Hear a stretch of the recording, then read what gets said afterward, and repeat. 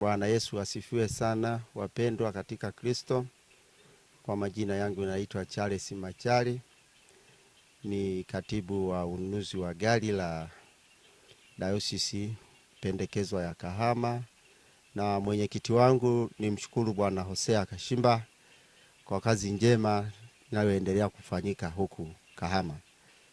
Kwa kweli kwa leo Jumapili hii ni mshukuru Mungu kwa kadiri wadau waumini wanavyoendelea kuchangia ununuzi wa gari.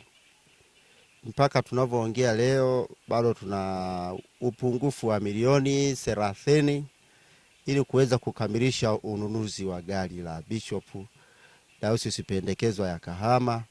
Kwa hiyo niwaombe sana wadau ambao bado wanafikiria kuendelea kuchangia ununuzi wa gari hili, ili tuweze kuweka heshima ya Mungu askofu atakapokuja akute gari hili liko tayari huu mwaka.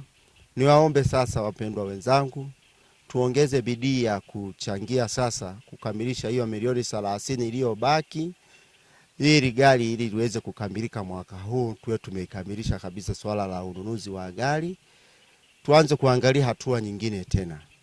Mungu awabariki wadau wote, awainulie vipawa vyao, awainulie vipato vyao, awainulie kila namna ya malengo wanayokusudia, ili waweze kuchangia kwa namna yoyote Mungu alivyowapa.